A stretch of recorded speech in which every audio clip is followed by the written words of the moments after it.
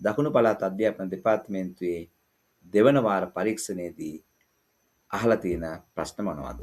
එහෙමනම් ඔබට හොඳ දැනුමක් ලබා ගන්න පුළුවන් මේ ප්‍රශ්න පත්‍රය පහළ ඩිස්ක්‍රිප්ෂන් එකේ දාලා තියෙන PDF එකක් විදිහට ඩවුන්ලෝඩ් කරගන්න. අරගෙන ඔබත් උත්තර ලියලා බලන්න. එහෙමනම් බලන්න පළවෙනිම ප්‍රශ්නය මෙන්න ඔබට යොමු වෙනවා. ආරම්භකම ප්‍රශ්නය මෙම සමචතුරස්‍රයේ සමමිතියක් සඳින්න සමමිතිය කියලා කියන්නේ තල රූපයක් හරි මැදින් දෙකට නැමීම. මෙන්න තියෙනවා. හරි මැදින් දෙකට නමන්න පුළුවන් අවස්ථා. මේක සමචතුරස්‍රයක් නිසා මෙන්න මේ මුළු හරහා මේක දෙකට නැමිලා යනවා. එහෙනම් ඔබට පැහැදිලිව පේනවා මේ සමචතුරස්‍රයේ සමමිති අක්ෂ අඳින්න ඕන. සමමිති අක්ෂ කීයද කියලා අහනවා. කීයක් තියෙනවද සමමිති අක්ෂ?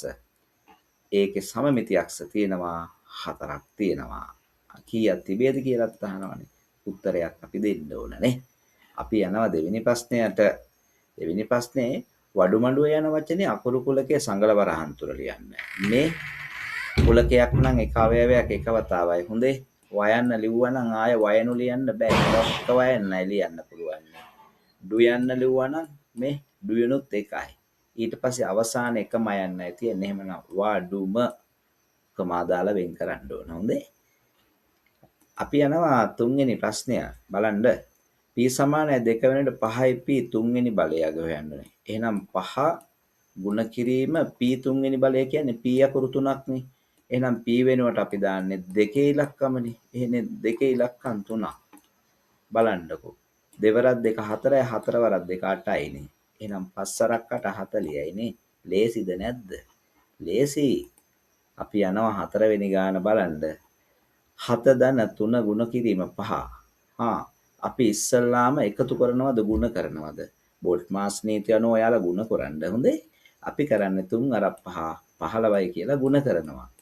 එහෙමනම් අපිට පුළුවන් 3 අර 5 15යි කියන්නේ කීයද උත්තරේ? කියන්න. 15ට 7ක් එකතු වුණාම උත්තරේ 22යි. හොඳේ. ඔන්න ලේසි උත්තර. බලන්න ඊළඟ ගාන පස්වෙනි එක. පහත දැක්වෙන ඔබට කියනවා පහත දැක්වෙන කුලක පහත දැක්වෙන සාධක ගසකි. ස්තැන් සම්පූර්ණ කරන්න. මෙන්න සාධක ගහක් තියෙනවා. මේ සාධක ගහේ අපි ස්තැන් සම්පූර්ණ කළොතින් අපිට පුළුවන් මේ අණුව ලැබෙන ආකාරය ලියන්න. මේ බලන්නකෝ. මෙතනට ලැබෙනවා දෙවරක් 3 6ක්. 6 වරක් 5 30ක් ලැබෙනවා.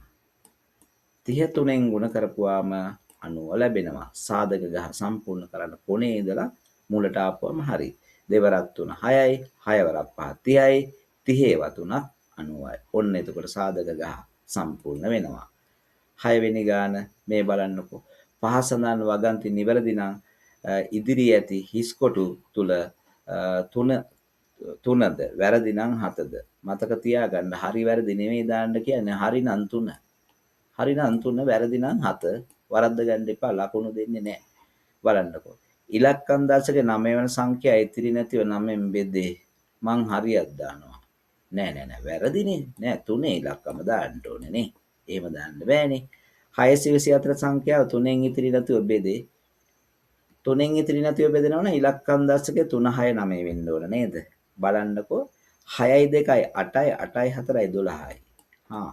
12ට ඉලක්කම් තියෙනවා දෙකක් ආපහු ඒක එකතු කරපුවාම 3යි. එහෙමනම් ඔව් මේකත් හරි දානවද 3 ඉලක්කම දාමුනේ. ඇයි කියන්නේ හරි නම් 3 දාන්න කියලානේ. 414 4න් ඉතිරි නැති බෙදේ. 4න් බෙදනවා නම් මේ අග ඉලක්කම් දෙක 4න් බෙදෙන්න ඕන. 4 වරක් චක් කරේ. එහෙනම් 14ට 4 වරක් නැහැනේ. ඒ නිසා අපි වැරද්දක් දාමුද? නෑ 7 දාමු. හරිනේ උත්තරේ 7 වෙනි ගාන 25න් 4 දශමාකාරයෙන් දාන්නලු. ඒ කියන්නේ පුතාලා 25න් 4 දශම කරනවා නම් මතක තියාගන්න ඔයාලා. හරය පුතේ 4න් ගුණ කරලා 100 හදාගන්න ඕන. යට 4න් ගුණ කරවුවොත් උඩත් 4න් ගුණ කරලා අපි තුල්්‍ය භාග තමයි හදාගන්නේ. එහෙනම් හරය 25 4න් ගුණ කරපුවාම 100 වෙනවා. 4 වරක් 4 16 වෙනවා නේද පැටවෝ. එහෙනම් 100ට බිංදු දෙකක් ඉඳලා අපි 100 අයින් කරන්න ඕන දශම කරන්න. එහෙනම් උඩින් ස්ථාන දෙකක් වෙන් කළා මෙන්න මේ හරියෙන් දශම තිත තිබ්බනම් 0.16 වෙනවා. තේරුණා නේද? අපි යනවා 8 වෙනි ගාන හදන්න. ප්‍රකාශනය දර්ශකාකාරයෙන් ලියන්නකෝ. මේ බලන්නකෝ. දෙකේ දෙවෙනි බලය. P ඒවා තුනක් තියෙනවනේ. ඒ නිසා P තුන්වෙනි බලය. මෙහෙම තිබ්බොත් ඔයාට එක ලකුණක් දෙයි ටීචර් හොඳේ. ඇයි දන්නවද? දෙකේ දෙවෙනි බලය අපි දන්නවා දෙවරක් දෙක හතරයි කියලා. එහෙනම් 4යි P තුන්වෙනි බලය කියලා ලිව්වොත් තමයි ටීචර් අනිත් ලකුණ දෙන්නේ. හරි? එහෙනම් තරහ වෙන්න එපා. හරියටම කරන්න. 9 වෙනි ගාන. පස්සට 3:45ට ආරම්භ වූ ෂූටින් මාටින්. බලනව නේද කාටුන් එක? වැඩසටහන. 4:20ට අවසන්ය. වැඩසටහන විකාශය වූ කාලය. මේ බලන්නකෝ 4යි විනාඩි 20යි. නේද? මේ පැයනේ. මේ විනාඩිනේ. එහෙනම් 3:45ට තමයි අපි දැන් වැඩසටහන ෂූටින් මාටින් පටන් ගන්න තියෙන ෂූටියා සහ මාටින්ගේ කතාව. ඉතින් ඔයාලට කියනවා මෙන්න මෙහෙම කතාවක්. වැඩසටහන විකාශය වෙච්ච කාලය. අපි දන්නවා එහෙනම් අවසන් වෙච්ච වෙලාවෙන් ආරම්භක වේලාව අඩු කරවගෙන පස්සේ ගත වූ කාලේ නා විනාඩි 20න් 45ක් අඩු කරන්න පුළුවන්ද? බෑ. එහා පැත්තට ගිහිල්ලා අපි පැයක් ඉල්ලගෙන එනවා. එතකොට 60යි 20යි 80ක් වෙනවා. නේද? ඉතින් ඒ 80න් මේ 45 අඩු කරගන්නකො පැටව. ඔන්න එතකොට එනවා 80න් 45ක් අඩු කරපුවාම 35යි. එහෙනම් මෙතෙන් දානවා විනාඩි 35යි කියලා. නේද? ඉතින් 3න් 3ක් බිඳුවයිනේ. එහෙනම් මිනිත්තු 35ක වැඩක් ඔය. 10 වෙනි ගාන. සමාන්තරාසේ සමාන්තර වන පාද යුගලයක්. බලන්න පැටව. මේ පාදයට මේ පාදේ සමාන්තර වෙනවා. AB සමාන්තරයි DC. ඔන්න. ඒ වගේම මේ පාදයට මෙහා පැත්තේ තියෙන පාදේ සමාන්තර වෙනවා. AD සමාන්තරයි BC කියලා ලියන්න පුළුවන්. හොඳේ. ඔයාලත් ලියන්න. 11 වෙනි ප්‍රශ්නේ තියෙනවා පුතේ නිකිල දෙකක් එකතු කරන්න. විරුද්ධ නිකිල දෙකක් එකතු කරද්දී මතක තියාගන්න විරුද්ධ නිකිල වලින් බිඳුවට වඩා ඈතින් සංඛ්‍යාව දිහා බලන්න. බලන්න බිඳුවට ඈතින් ඉන්නේ 7 ධන 7. ඒ නිසා තමයි උත්තරේ ධන උත්තරයක් වෙන්නේ. 7න් අඩු කරන්න දෙකක් 5යි උත්තරේ. හරි? ලේසියිනේ. 12 වෙනි ගාන. මේ ඝන වස්තුවක ධාරාටයි ශීර්ෂ 5ක් පවතින මූණු කීයද කියලා අහනවා. ඔයාලා ඉගෙන ගත්ත නේද ඔයිලර් සම්බන්ධය. මේන් ඔයිලර් සම්බන්ධය බලන්නකෝ ඝන වස්තුවේ ධාර 8යි. මේන් ධාර පැත්තේ දානවා 8ක්. ඒ ඔයිලර් සම්බන්ධතාවය අනුව දෙකක් එකතු වෙන්න ඕන හොඳේ. right. මූණු ගාන කීයද? මේ කියනවා ඝන වස්තුවේ ධාර 8ක් තියෙනවා. ශීර්ෂ 5ක් තියෙනවා. මෙන්න ශීර්ෂ පැත්තේ 5ක් දානවා. දැන් අපි මේක තුලණය කරන්න ඕන. බලන්නකෝ දැන් මේ හරියේ මූණත් ගානනේ අපි දන්නේ නැත්තේ. මූණත් ගාන වන ෆේස්. හරිනේ. 8යි 2යි 10යි මේ පැත්තේ 10 එන්න 5ට තව එකතු වෙන්න ඕන 5ක්. එහෙමනම් අපි දන්නවා මෙතන තියෙන මූණත් ගාන වෙන්නේ 5යි උත්තරේ. 5යි. මූණු 5යි. එන්නේ ඔය විදිහට. අපි යනවා 13 වෙනි ප්‍රශ්නේ කතා කරන්න. සංඛ්‍යාවක අගය x වලින් නිරූපිතයි. මෙන්න තියෙනවා x. එම සංඛ්‍යාවෙන් හරි අඩකට වඩා 3ක් අඩු සංඛ්‍යාව හරි අඩක් නම් දෙකෙන් බෙදලා 3ක් අඩු කරන්නත් ඕන. ආන වීජ්‍ය ප්‍රකාශනයෙන් ලියපුවාම බලන්නකො ලේසියිනේ. මොලේ තියෙන්න ඕන නේද? කල්පනාව තියෙන්න ඕන. හොඳයි. 14 වෙනි ගාන බැලුවොත් මෙහි සමපාද ත්‍රිකෝණේ පාට කරන්ටලු සමපාද නම් පාද සමාන වෙන්න එපාය නේද? මේ බලන්නකෝ මේ පාදේ 12යි කියලා ලකුණු කරලා තියෙනවානේ. ඉතින් අපේ මේ පාදේ 12යිනේ. හොඳයි. මේ පාදේ 12යිනේ. ඉතින් සමපාද නම් ආය බලන්න දෙයක් මේ පාට කරලා තියෙන්නේ. සමපාද ත්‍රිකෝණ. නේද? අනිත් ඒවා විෂම පාදනේ. නේ? 15 වෙනි ගාන බලන්නකෝ. ඔයාලට උත්තල අවතල බහුවස්ත්‍ර කියලා දුන්නද ටීචර්? උත්තල බහුවස්ත්‍රයක් කියලා කියන්නේ බහුවස්ත්‍රය ඇතුලේ පරාවර්ත කෝණ නොමැති ඒවා. මේ බලන්න මේක ඇතුලේ පරාවර්ත කෝණ නැහැනේ. ඒ නිසා මෙයා උත්තලයි. මෙන්න මේ බහුවස්ත්‍රේ පරාවර්ත කෝණ ඇතුලේ තියෙනවා.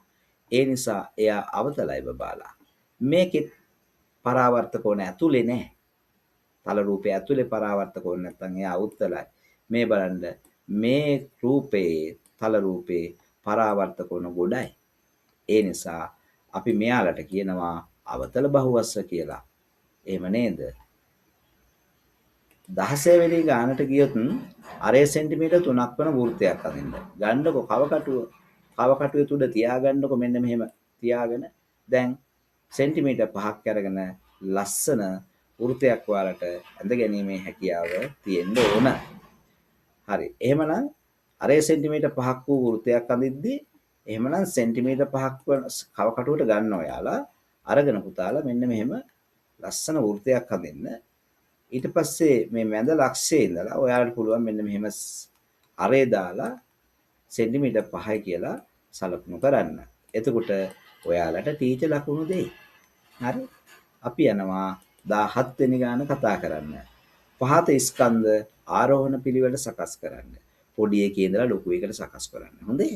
එහෙනම් අපි දන්නවා ග්‍රෑම් 10යි මිලිග්‍රෑම් 100යි කිලෝ එකේ ග්‍රෑම් 1000ක් තියෙනවා. මේ හරිය මිලිග්‍රෑම් නේද පුංචිම කෙනා. ඊට පස්සේ ග්‍රෑම් 10 නේද? ඊට පස්සේ කිලෝ එකේ ග්‍රෑම් 1000ක්ම තියෙනවනේ. අන්තිමට දාමු ලොකුම සංඛ්‍යාව උතන.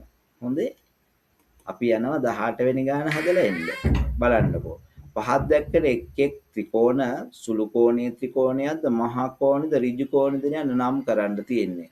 මේ බලන්නකෝ. අංශක 90ක් තිබ්බොත් ඍජු කෝණීය ත්‍රිකෝණයක් හොඳේ. අමතක කරන්න එපා අංශක 90 නම් ඍජු කෝණ. මේ එක කෝණයක් මහා කෝණයක් වුණත් අංශක මේ 90ට වඩා වැඩි නම් එතන තියෙන මහා කෝණීය ත්‍රිකෝණ. ඔක්කොම සුළු කෝණ නිසා පැටව මේක සුළු කෝණීය ත්‍රිකෝණ. අංශක 90ට වඩා අඩුයි නේද මේ දෙකම. ඒ නිසා අපි මේ දෙන්නම නම් කරමු සුළු කෝණීය ත්‍රිකෝණ කියලා. ලේසියිනේ. හරි. ඔහොම ඉන්න. ඊළඟ ගානක් බලන්නකෝ. x සමානයි 3 විට 2x ඍණ 1 අගය හොයන්න. වරද්ද ගන්න එපා. x වලට 3 දාපුවාම අගය එනවා. මේ බලන්නකෝ. 2 ගුණ කිරීම x කියන්නේ 3යි. අඩු කිරීම 1යි. දැන් දෙවරක් චක්‍රේ පාඩම්ද? දෙවරක් 3 කීයද කියන්නකෝ? 6යි තමයි. ලේසියිනේ නේ. 6න් එකක් අඩු කරපුවාම කීයද බබාලා? 5යි. හොඳ ළමයි. නේද? චක්‍රේ දන්නවනේ. අවසාන ගාන අපි මේ කතා කරන්නේ 162.4 බෙදන්නලු 4න්. ඒක බෙදන්න මෙන්න මෙහෙම කරන්න ඔයාලා. ඔයාලා 162.4 මෙන්න මෙහෙම ලියලා ඔයාලා බය නැතුම් දාන්න දීර්ඝ බෙදීමේ ලකුණ මෙන්න මේ විදියට. එතකොට පැටවෝ මේක ලස්සනට පිළිවෙලට බෙදිලා එනවා. අපි දන්නවා එකට නෑනේ 4 ඒවා. 16ට 4 ඒවා කීයද? 4 වරක් චක්‍රේ බලවුවොත් 4 වරක් 4 16යි. හොඳේ. එහෙනම් බිඳුවයිනේ. මේ දෙක එනවා 15ට. මාත් බෙදිලා ඉන්නම්කෝ ඈ. මට දෙකේ වණන් අනේ නෑනේ. ඕම් නෑ කියලා බිඳුවක් දානවා. බිඳුවරක් 4 බිඳුවයිනේ. අර දෙක ඉතුරුයි. උඩ 4 කියන මාත් දෙන්නම් ඈ. ඕන් ආවා.